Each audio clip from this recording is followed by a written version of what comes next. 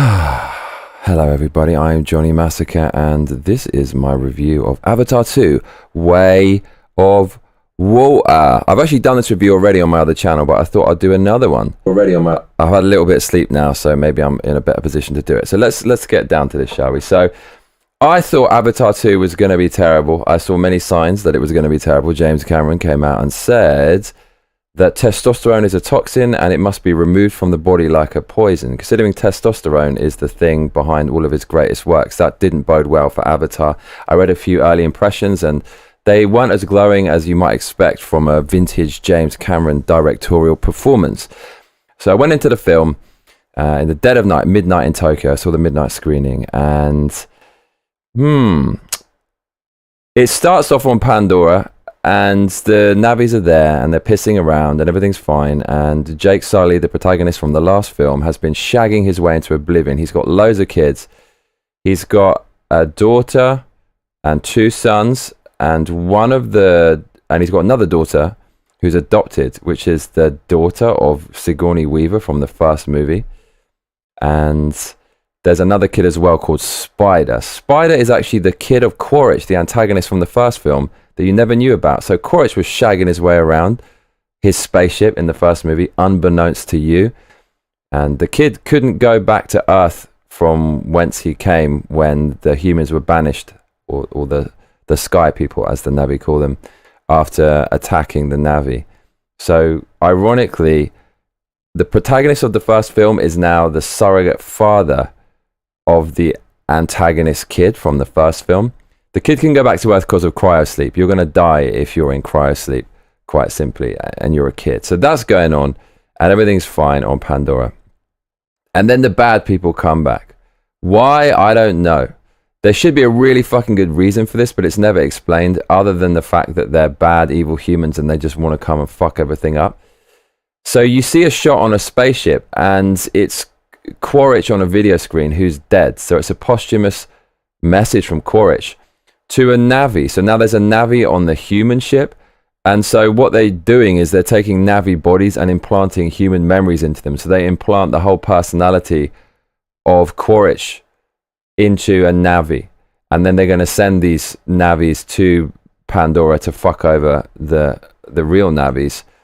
Presumably because they can stealth their way around and they're not going to be as easily detectable. And they'll be on a level playing field when it comes to hand-to-hand combat, which is the specialty of the Na'vis. So this doesn't make any sense because the name of the film is Avatar, and that means that you have an avatar, you have a fake version of yourself that when you go to sleep and you become the avatar, then you can walk around in their world. That's the name of the movie. But in this film, there's no avatars. So instead of having an avatar, you just go into a real Na'vi now, so, which is kind of weird. Maybe that's supposed to be an avatar, but I don't think so, because Avatar means it's a kind of like a different version of yourself, but it's just one thing with the memories of Quaritch. So I don't fucking understand this at all. And now there's a bunch of these kind of fake Na'vis, with one of whom is the leader with the memories of Quaritch. So they go to Pandora and they're back, and they're there to fuck shit up again. And Jake stages a few guerrilla attacks on the humans. And it has to be said at this point, where is the unobtainium? Do you remember in the first film, it was all about this special element, a science fiction trope, that the humans are trying to get, and they're going to wage a war on the planet and destroy it to get this amazing element. That's gone now. So I don't know what the humans are doing, pissing around on Pandora, but they are. They could have explained it so easily, but they didn't. And after a few guerrilla attacks, Quaritch, the blue Quaritch, is now walking around in the jungle with his team of other kind of fake Na'vis, and they go back to the site which is the climax of the first film where Quaritch died. And Quaritch, even though the blue Quaritch has the memories of Quaritch, he didn't know how he died, and he finds out because he watches a video and he finds his own skull and he crushes it for some reason. He's pissed off, and that's just the way to show the character's supposed to be kind of a badass. Up until this point, the action scenes with the guerrilla attacks of the Na'vi on the humans, they're not good. It's just so much CGI and it doesn't look real. It kind of looks fake, even though the graphics are some of the best CGI to date. When there's no humans on screen at all and it's all computer graphics, just loads of Na'vi and loads of flying things, the mounts that they're riding around on, it just doesn't look real, and I'm not invested in it because it's not very relatable. I can't immerse myself in it. And now this team of fake nabbies led by Quaritch come across the kids of the protagonist, Jake Sully, and they attempt to kidnap the kids. And they only succeed in kidnapping Spider, which is Quaritch's son. And they take Spider back to their ship, and they try to get him to spill information regarding the whereabouts of the Navi. And it's at this point where Quaritch, he's decided, the new Quaritch has decided that he must kill Jake Sully. So why they're on the planet, I don't know, because it's not about unobtaining him anymore, which is a massive flaw in this film. And then why Quaritch wants to kill Sully, I do not know. This guy is obviously one of the leaders or very high ranking in the human military. And so he has to follow orders. So what his orders are, I don't know. But for some reason, the whole full weight and bent and focus of the entire human military is now just laser focused on killing Sully, just because Quaritch, the new Quaritch, feels like it. He doesn't give a reason for it. Okay, he saw his death video and he's trying to fight Jake Sully. And presumably, well, he is the leader of the Navi and he's staging these guerrilla attacks, but it never really feels like he's the only one who's the main resistance against the humans. It kind of feels like all the Navi are in it together. But I'm assuming that the rationale for Jake Sully going after, for new Quaritch going after Jake Sully is that he's the leader of the Navi. But even so, it doesn't make sense because there's no reason for them to kill the Navi. We don't really know why they're there, what's going on. So it's quite flimsy, the plot up until this point. They try to extract the information of the Navi's whereabouts from the human Spider with some weird machine where you lie back in this chair and this thing rotates around your head and it's kind of like a torture device. But it's not really working. And Quaritch tries the more human touch and says, I'm actually kind of your dad. I have your dad's memories. But me and you, we're not even related. Me and you are nothing together. So he says, quite simply, he doesn't have any feelings for him. And he kind of lies to Spider and says, take me back to your home world. And he basically tricks him and gets Spider to lead him to the homeworld in search of the Navi. Now, Spider is a horrible actor. He's one of the main actors in this film. He's supposed to be a feral human. It's like the story of the human that was raised by wolves, except he was raised by Navi. And his acting is awful. He's a surfer bum. He's annoying. The way he delivers his lines is poor. Hey, dude. Hey, man. Really, really annoying, this kid. So he leads the new Navi to Pandora, and they're looking for the Navi. And new Quaritch comes across the mounts from the last film, the flying kind of dinosaur things, and he learns how to ride it. Remember, in the first film, you have to kind of overcome the mounts. You have to have a battle with them, and then when you beat them, then you can ride them. So now, the new Navi, the human Navi, they're learning the skills of the Navi, because in the Navi's own territory, they're really hard to beat. It's said in the film that once they go into the zone of the Navi and there's all this dragons and shit flying around, you just can't take them out. They're too powerful. So now the human Navi start learning the ways of the Navi.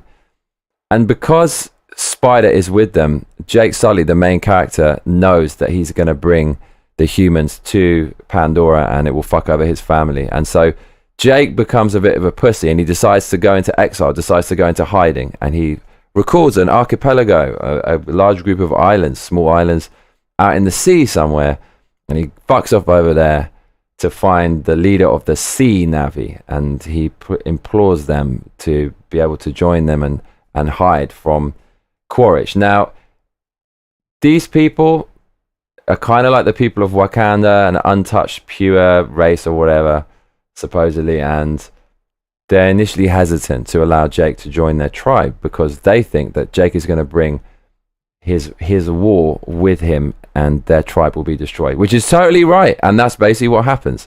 So you think that it would take quite a long time and a montage in order to convince the chief. But no, for no reason at all, in 2 minutes, the chief changes his mind and goes, okay, you can fucking join us. And Jake kind of hides the fact that Quaritch, the leader of the human army, is specifically trying to kill him. So they were right in their assumption that he was going to bring a war to them. And Jake was deceitful, making him a bit of a cunt. And he's basically responsible for the destruction of their village later in the film and the deaths of loads of their people. But the leader conveniently forgets that. His wife doesn't, and she kind of raises it, but then they just forget it. And at the end of the movie, when they win, Jake's allowed to join their tribe. It makes no sense. This guy has brought shit to them.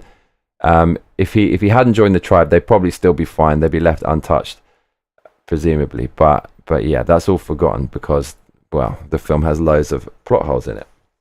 So they join the water people, and at this part of the film, the land-dwelling Na'vi have to earn the respect of the water-dwelling Na'vi, and so it's like in a video game. I said this in my last review, which I did yesterday, where they kind of run out of ideas and then they change the environment in order to try to make it exciting with new ideas and plot devices within a slightly different context. So in a video game, you've got the water level or the ice level or the minecart level. In this film, you've got the water level. So now it's the same shit but underwater. You have to do all the shit you did in the first film again, but slightly different. So now you have to learn to master the beasts, but the underwater beasts, and there's a wide variety of underwater beasts, and they have to try to learn it, and in the beginning they can't, but gradually they get used to it. The land Na'vi have different tales to the water-dwelling Na'vi, so there's these kind of critiques on modern racism and prejudice where the water-dwelling Na'vi say, look at your tails, what's wrong with you? And one of Jake's kids is he's a half human and Na'vi, and he has 5 fingers, and they tease him for that. And then you've kind of got a subplot of the kids trying to develop their relationship, the water kids and the land kids and the adults, the water adults and the land adults. And so the kids kind of go off and they're getting bullied and stuff like that. And because they're new in the tribe, Jake says to his kids, like, just don't cause any trouble. His youngest son, who's a half, is always causing trouble.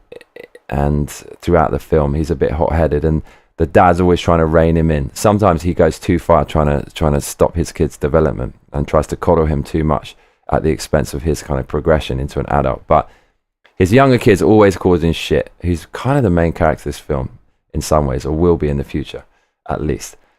And so he says to the kid, don't cause any shit, because if you cause any shit, we're going to get kicked out of this tribe, and then we're going to get fisted by Quaritch and his mates, new Quaritch. But the kid can't help it. So the kids...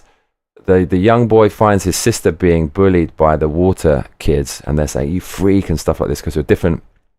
Understandably, he defends his sister. The water kids attack the land kids, and the land kids defend themselves, and the land kids do pretty well. But this goes back to the tribe, and then Jake is pissed off with his younger son and says, I told you to stay out of trouble, even when the kid was just doing the right thing, in my opinion, and defending himself. And then Jake says to his kid, go and apologize to the water kids. So he goes and apologizes to them, and the water kids say, okay, let's go on a hunt together. Again, tempting Jake's younger son into doing something naughty. And he says, I can't go hunting with you because I'm not supposed to go that far away from the shore. And they call him a pussy, and he does a Michael J. Fox, and he goes, fuck it, I'll come along with you. Nobody calls me chicken. He goes out hunting, and they abandon him in the territory of this fucking huge evil shark, which looks like the worm from the B-movie Tremors, with a big clomping mouth. That's kind of cool CGI, but again, it's just another CGI clusterfuck. And he's rescued from this evil alien shark by this huge whale. And this now is the main part of the film, which is about whaling. Avatar's a film about whaling and why you shouldn't kill whales. It's basically a metaphor for that, quite simply.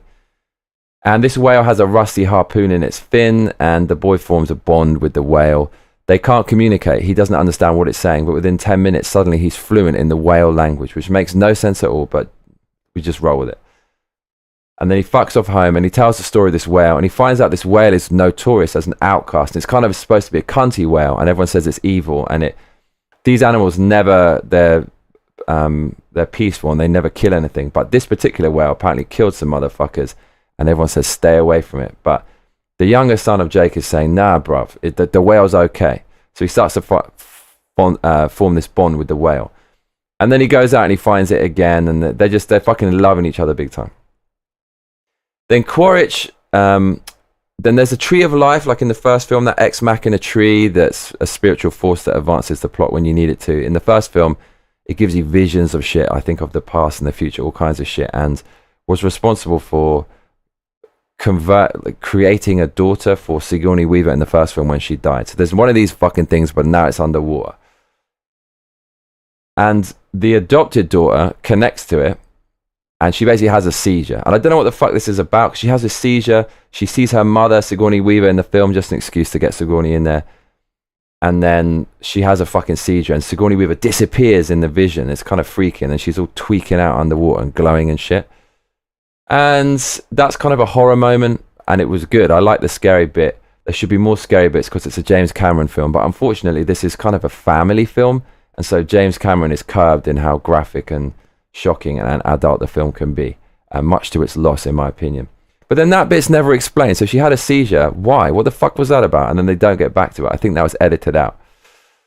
So because the kid's had a seizure, his adopted kid of Sigourney Weaver, Jake's adopted kid, they call a couple of humans that stayed behind on Pandora along with Spider back in the day when they killed the real Quaritch.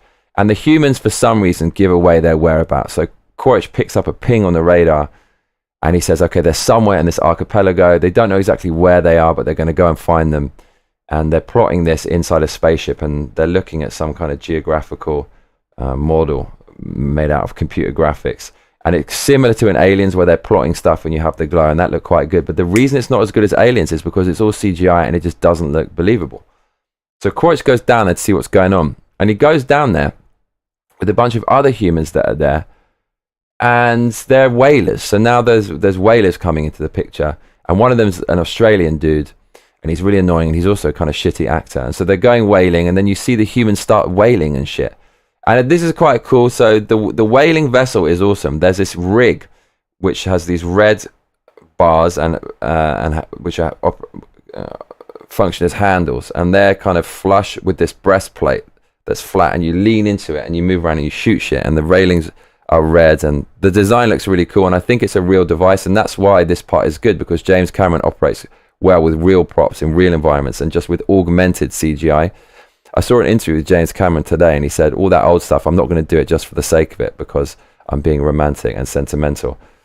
And so you're never going to get one of those awesome James Cameron films where he's really in his element, where he's using real stuff without too much graphics. I know Terminator 2 had a lot of graphics, but there was actually a lot of real effects and melded with the CGI.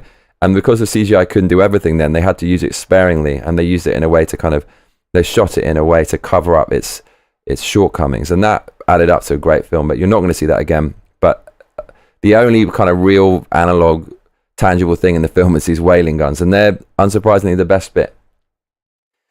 And they shoot a tracker into the whale, and it's fucking around, and then with underwater craft, of which there's quite a few new cool ones, they shoot things through its fins, and once it goes through the fin, this kind of mini harpoon, this balloon suddenly inflates and goes up to the surface, following the laws of physics, and then the whale's movement is distorted and compromised, and they shoot 3 or 4 of these into the whale, and then it's on the surface, it emerges from the water, at which point they harpoon and kill the motherfucker. And they actually do this, and they kill the mother of a calf, which is kind of just a little bit disturbing. So this is a film about whaling. It's the moral of the story is whaling is bad, and the other part of the story is family. So this is a movie about family values, sticking together no matter what, even to your detriment. So the mantra of the family is Sullies always stick together, and it's kind of like a movie about family, which is a little bit lame, but a lot of it kind of makes you tearful. So it's not what I signed up for. I signed up for some aliens getting mowed down by machine guns, but really I got a movie about why whaling is wrong and why family is important. Stick together in your family. And so they killed this whale, and various people are watching from the human vessels, and some of the humans who are managing this and who are invested in the research actually think it's a bit cruel, but they go along with it anyways. They take the whale in, they're inside its mouth, and they drill through the roof of its mouth into its brain, and they extract this glowing golden serum, and the guy says this will literally extend your life. It will literally make you live forever. Like you'll live forever if you drink this, and it's worth $80 million. So I think that's what the humans are now doing on Pandora. They're not after unobtainium, but they're after some glowing golden goo in these peaceful whales' brains. And you only learn this 75% of the way into the film, which is a little bit too late for the plot, but fuck it. Let's just go along with it. So for some reason, Quaritch is now on these whaling boats. He's just, I guess, commandeering and using some of the resources available to him on the planet. And they say this brain goo is funding them being there. Okay, so that means all of this is a private operation. It's not funded by the government. Okay, interesting. If that's true, that means Quaritch is kind of like some ex-military, ex-SWAT team guy who's now looking for a way to make money. and he's doing it on a private contract under some corporations and shit. So that's probably why the mission's so haphazard, and he just goes after Jake Sully against all reason at the expense of his teammates' lives and shit. So maybe that explains why Quaritch is doing all this shit and pissing around out there. Anyways, so that's what's going on thus far. And so they actually come across the Na'vi, this weird, uneasy alliance between this terrible actor who's Australian, commandeering these whaling vessels, and Quaritch and his kind of human Na'vi. They find the water people and they kind of threaten to kill them and fuck them up. And Spider says to his dad, or it's not his real dad, but the memories of his dad, which are implanted into a Na'vi for reasons which aren't explained, don't do it, don't kill them. And Quaritch doesn't kill them, which is kind of a hint about what's going to happen later in the film, that even though Quaritch said, I'm not really your dad and me and you are nothing, he actually has feelings for his son, even though he's an evil fucker. Kind of Darth Vader tones here, but not executed anywhere nearly as well. And so the Na'vi are getting fucked up, but they still haven't found Jake. And Quaritch is pretty smart. He's the best character in this film. He was the best character in the last film, and he's the best character in this film. The Na'vi kind of look a bit annoying, like emaciated Smurfs. Or would it be Smurfs? Is that the collective noun for a Smurf? Who fucking knows? Let me know in the comments below or the live chat. But Quaritch is kind of he's looking, he's the best part of the film, and he's looking for Jake, and he knows that Jake's not going to come out of the closet because he's got 4 kids or out of hiding. And so he understands that he has to bait Jake out into the open. How to do that? Well, he decides, because the plot requires it, and this doesn't make any sense, that you need to kill loads of whales. It could be any fucking animals, but he specifically chooses whales, like the most difficult animal to kill. Within that scene, he shoots one of the kind of smaller dinosaur animals, that the first ones they use as a mount to get around in the water. This is like the warthog from Halo in this universe. Everyone's got one, right? It's actually not the warthog, it's the smaller one, the mongoose. So the version of the mongoose from Halo in Avatar 2 are these kind of like a plesiosaur dinosaur looking motherfucker things.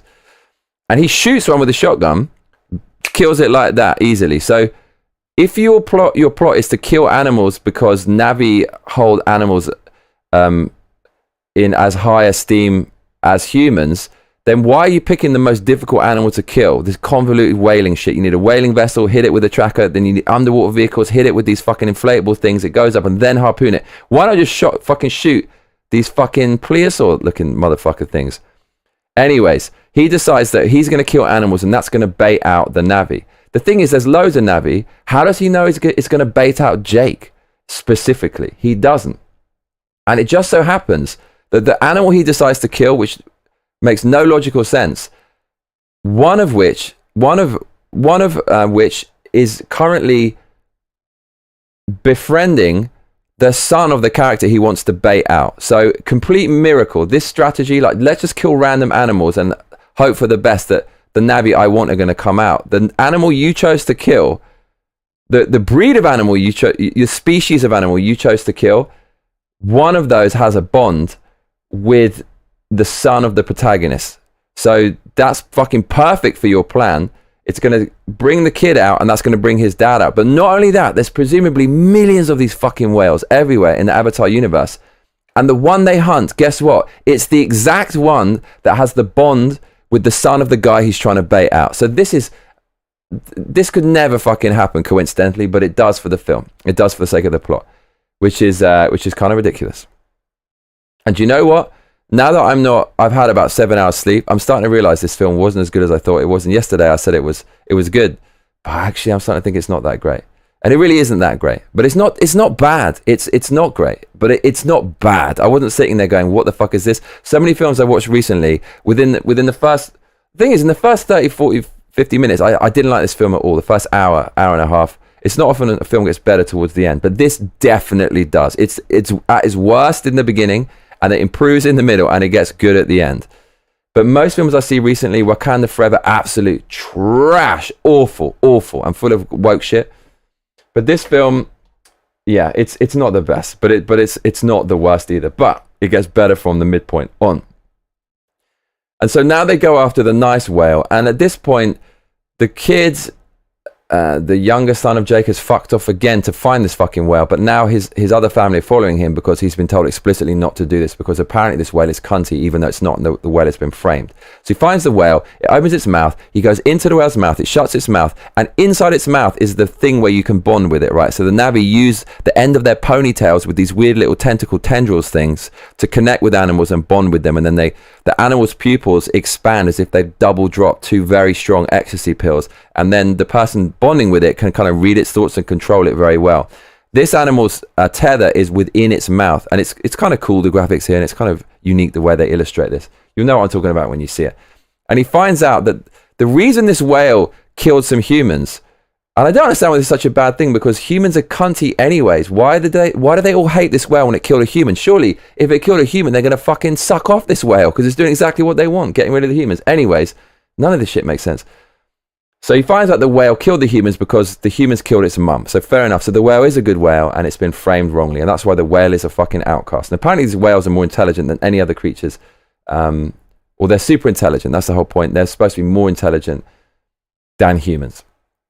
So he's in the whale, but then the humans come along to capture the kids, and then they send all these underwater submarines after them, and they send these mechs, which are crabs, which kind of walk like crabs, and they go in the water, and then the legs fold in, and then they kind of swim around. And the crab mechs are awesome. So I said this in the review yesterday, but I'm not going to mention that review again. I'm just going to treat this review like it's a new review, so just forget about that one. There's always cool shit in James Cameron films. T-1000, coolest character ever in science fiction, in my opinion. One of the definitely top 3. Do you remember when you punch through its face and your hand goes all the way through its face, goes soft, and then it molds around your hand, and its head became the arms of the creature, and then the head pops out the side of the body, and then it fucks over Arnold.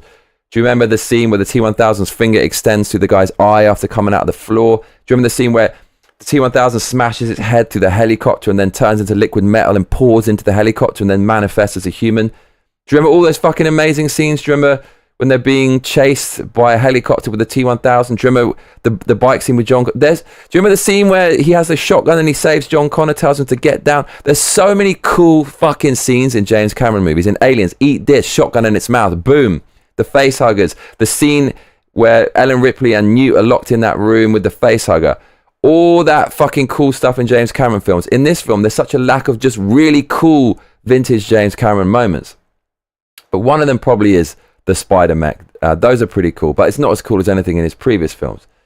And so all these things go after the kids, and they're trying to get away, and eventually the kids are captured. And Quaritch goes, holy shit, it's actually the protagonist's kids. So yes, your insane plan worked first time within 5 minutes. You decided to kill the most difficult animal just because the plot demanded it, so you could meet the kids, because one of those animals has a bond with the kids. It doesn't make any sense.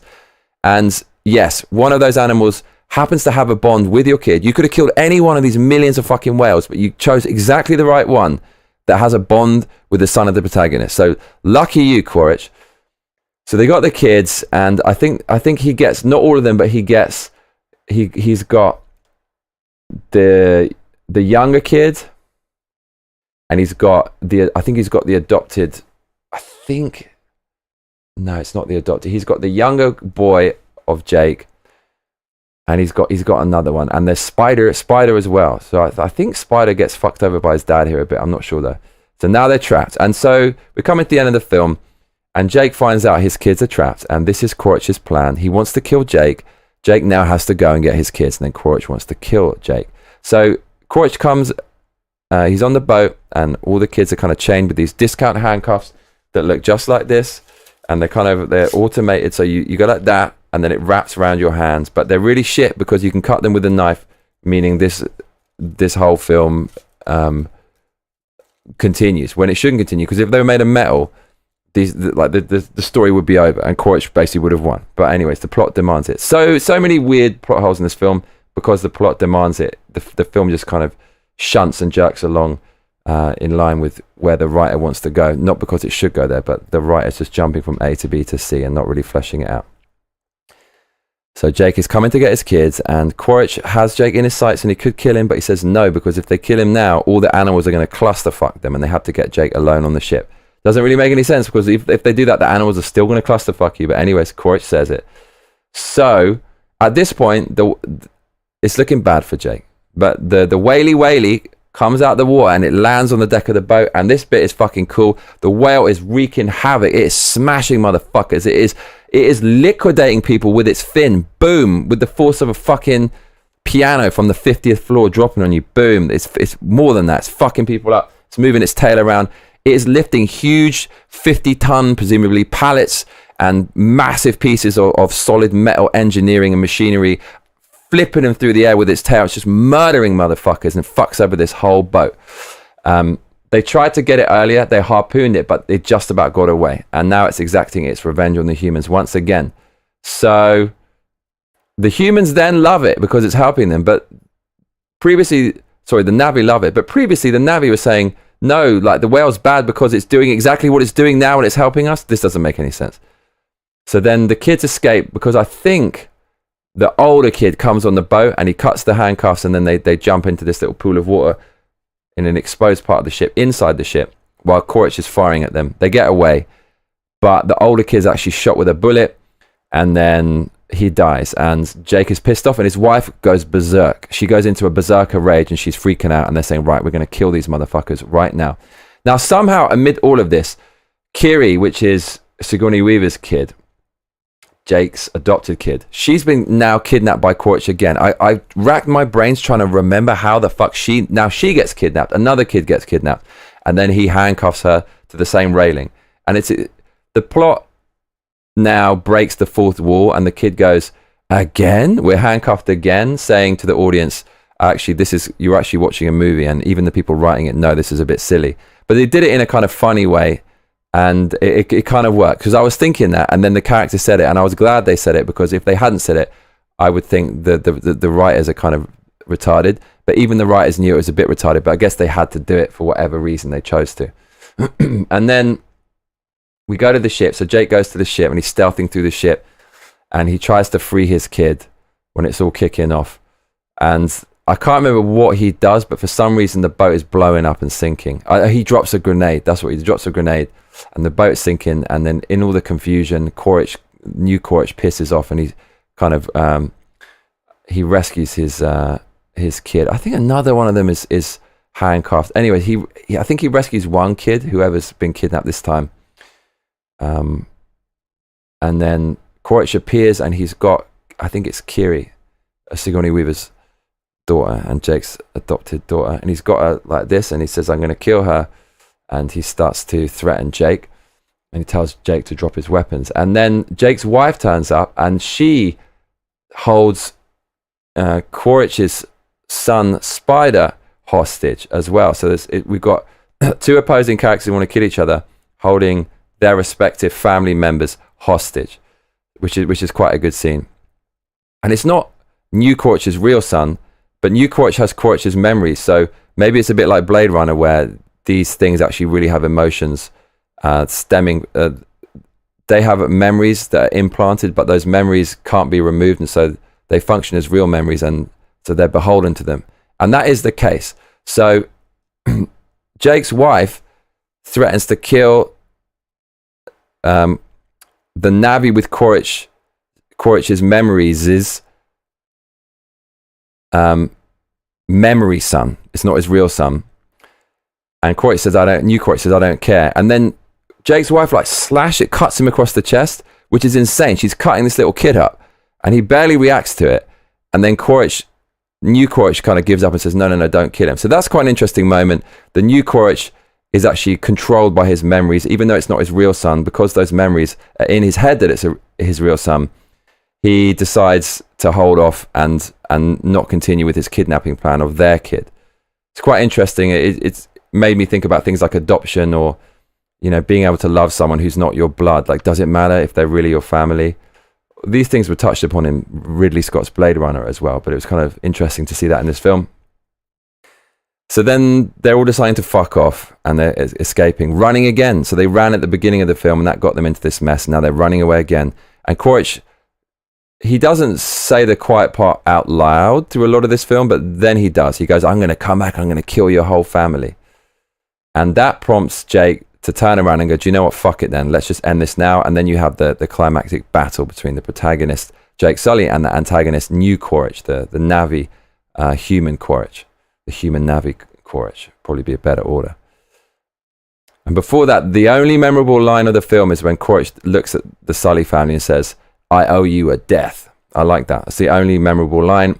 Other James Cameron films have way more memorable lines, but this one only had one, to me at least. So they're fighting. The fight is awesome. It's a wicked battle. I think they have guns, and then they run out of ammo and they start using knives and fist fighting and wrestling around and shit. And any James Cameron movie where people are in army camo and they run out of ammo and they eject the magazine and then they insert the new magazine, it always looks and feels so damn good. So they're fighting, and simultaneously,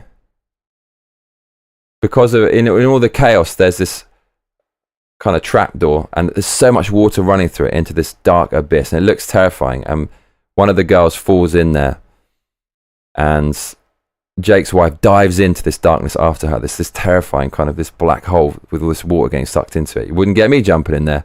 Anyway, she does. So now she's trapped in the ship, and they have to escape, and the water's filling up. And at the same, and then the Quaritch Sully battle continues into the water. They're also trapped in the boat, in and around the boat. And Quaritch has Sully's head between his knees, and then he kind of puts one leg over the other in some kind of leg lock around Sully's neck, which is quite cool. And you think Jake's done for, but there's some kind of explosion, and because the ship's all sinking and it's all kind of exploding and shit, and the explosion frees Jake from New Quaritch's leg lock, and then Jake gets an even better chokehold on New Quaritch. He gets the good old sleeper, and Quaritch gets fucked and he goes down. Jake is trying to escape in the meantime, but he's expended so much energy fighting Quaritch and also being in a chokehold underwater that he kind of passes out. And on the way down, the younger kid that Jake always told, like, stop going into battle, you're going to get me killed, finds his dad against his dad's orders and basically saves his life and takes him into an air pocket within the ship. And if the kid had listened to his dad's advice, the dad would have died. So this just shows you sometimes you can coddle your kid a little bit too much. You have to let them go somewhere. Otherwise, it can not only hurt them, but hurt you. And he becomes an adult. It's his coming of age moment at this point. But they're kind of stuck inside the ship. Jake's expended all of his energy. Meanwhile, Spider goes down to find Jake, but actually comes across Quaritch. And he sees Quaritch, the guy with his dad's memories. So essentially it's his dad. But it's not his dad. Is it his dad? It's one of the existential questions of this film. What even is your father, man? And he turns away to abandon his kind of fake dad, or his real dad, however you perceive it. Then he turns around and starts saving his dad. And at this point, Sigourney Weaver's kid, she's got one of these things that helps you breathe. It's like this positive parasite you attach to your back, and she's gone down in the water, and she finds her mother and her sister, and she basically escorts them out to safety.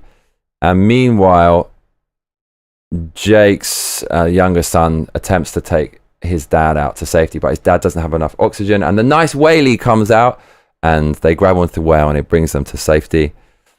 And that's pretty much it. Then Spider washes ashore with Quaritch, and Quaritch says, "Son, come with me." So that's the first time he acknowledges him as a son. But Spider says, "Fuck you." And that's when he abandons his dad. He says, "You're just a piece of shit."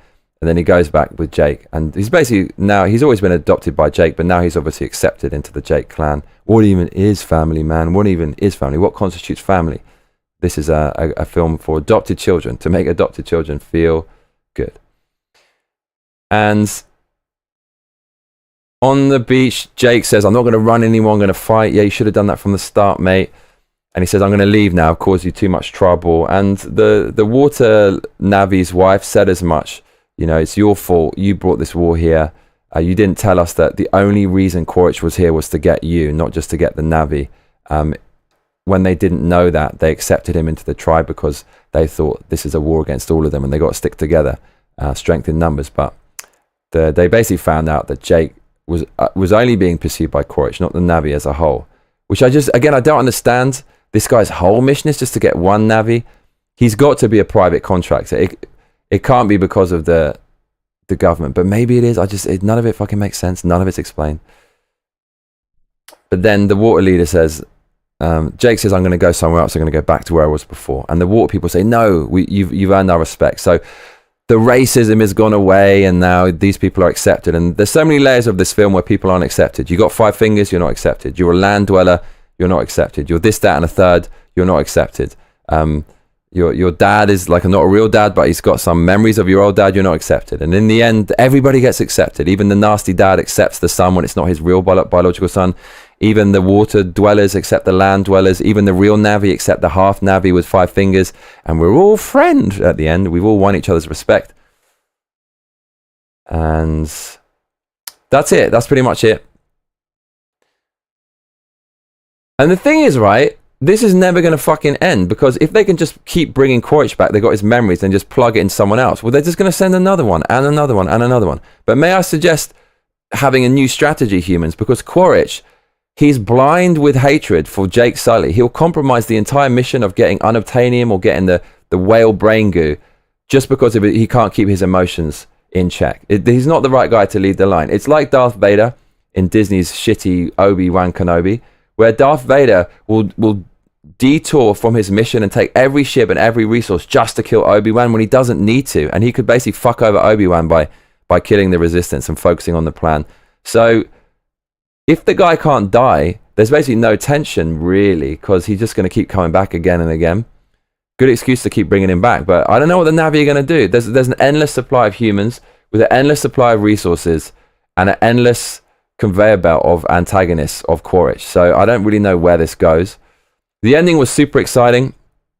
It wasn't as laser focused as other James Cameron endings. Other James Cameron films, they start like this and then the walls start closing in, and then in the end it's just you versus the antagonist in a small space and you can't run away from them. It's kind of laser focused. This one, there's kind of 3 things happening. There's the daughters are trapped and Jake Sully's fighting, and spiders like trying to find people. There's all these different things going on. It's much more all over the place, but it is fucking awesome. When the whale jumps on the boat and it's fucking people up, that's wicked. When Jake Sully finally goes into action, he's like a human Na'vi. Well, that's what he is, right? Because he was a human before he became a Na'vi. And he has a gun. So Na'vis don't usually use guns, but it's kind of cool to see a Na'vi using a gun. They're like this big. Humans are this big. He's tearing them up. And his wife is a fucking psycho. She has a massive bow and arrow. And it sounds a little bit cringe and improbable within the context of this universe. She's just killing people with a bow and arrow. But it's as big as a person. The bow and arrow is as big as a person, or bigger, the bow. And then the arrows are huge. And she's like fucking people up and smashing people with the bow. That fight is really good. And the ending is just is chaotic and mental. But it's pretty James Cameron, for want of a better expression. And overall, this film is like it's like a discount James Cameron film when you view his best work, in lieu of his best work. It's nowhere near as good as Terminator. It's not half as good as Terminator. It's not even 25% as good as Terminator or Terminator 2 or Aliens. But even a very average James Cameron film is still a good film. That's how good a director he is. But it's just kind of, I feel a bit melancholy after this film, because we're never going to get anything as good as Terminator again, for a multitude of reasons. Firstly, all of his stuff is family friendly because they want to make as much money as possible, and it's all about the mainstream, and it's not really about your passion and what you want to do anymore. Number 2, the guy's aging. He already said in an interview that I saw today that he's never going back to the old world of like practical effects just because it's sentimental, even though that's what would serve him best, in my opinion, augmented by CGI. So we're not going to get back there. And he's just getting on. The guy's pretty much 70 years old. I think he's out of creative ideas. He worked on this for 13 years. It's very self-indulgent. He wanted to do it just because he could motion capture underwater for the first time. There's no other film that did it, because the nodes that they attach to your body, which are critical for motion capture, don't work underwater because of the way light refracts or something like that. So it seems like a self-indulgent project. Okay, you know, they go underwater. This is the main part of the film, and I'm just watching something that's making James Cameron giggle and rub his palms together. But that doesn't really mean it's a good film, or it's doing what it needs to do, just because of his own self-indulgence and obsession with being underwater and underwater motion capture technology. So it seems like a very self-indulgent project. It took 13 years to make. Any piece of art that goes on for that long, you know it's not going to be perfect. There's no such thing as a piece of art that took that long, unless it's a piece of architecture that you're building back in the days when we had less resources. Working on a painting or a song for 13 years, constantly, and we're talking constantly here, with too many edits and rewrites and all that kind of shit, it's never going to be good. You don't want to draw something on that long, because you're going to lose all the vibe, right? That exciting vibe when it's new and fresh and it's all just unfolding at an exponential rate. You're going to lose all of that, and you're going to start being too perfectionist and too critical over it. And that's kind of what this is.